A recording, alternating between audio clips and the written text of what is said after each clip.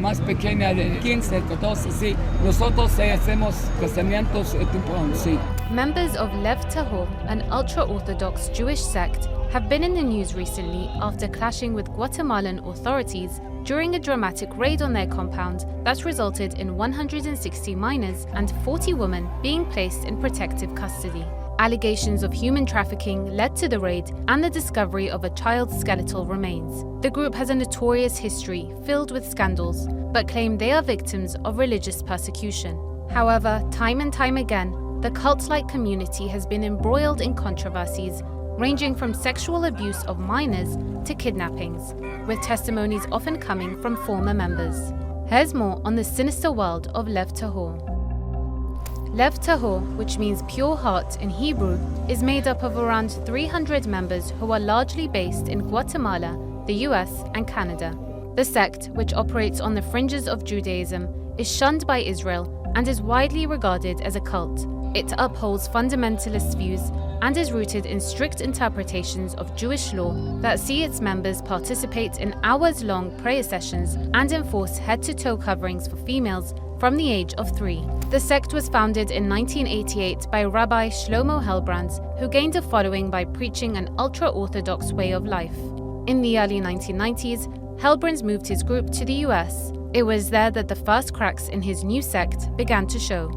He was arrested and served 2 years in prison for kidnapping a 13-year-old boy he was tutoring, but was released before completing his sentence. Helbrands was then deported to Israel, but instead fled to Canada, where he secured refugee status by claiming he would be persecuted in Israel for his outspoken anti-Zionist views. By 2003, the sect had relocated to Canada. Its members lived in isolated communities that were funded by donations. They homeschooled their children and drew little attention from authorities for almost a decade. In 2013, allegations surfaced of child abuse, neglect, and forced marriages of underage girls to older men. An investigation led social workers to 5 children who were found sleeping on urine-soaked mattresses with fungal infections on their feet. A total of 14 minors discovered during the investigation were set to be sent into foster care. But before authorities could act, most of the sect's members fled Canada for Guatemala. They settled in a local village, but were soon booted out by local elders who said the sect had disrespected their culture and mistreated indigenous residents and tourists. They then built a compound far from any village, town, or wandering eyes. The unyielding rules of the sect continue to control its members. Yisrael Amir, who escaped the sect, claims study sessions only included Helbrand's writings rather than religious texts like the Torah or Talmud. And while members were instructed to adhere to bizarre diets, banning meat, fish, and eggs, due to Helbrand's claims that they were genetically engineered, he himself indulged in these foods with no restrictions. Amir also alleges that he saw leaders take multiple boys as young as 8 into their private rooms, and both girls and boys told him they were sexually abused and raped.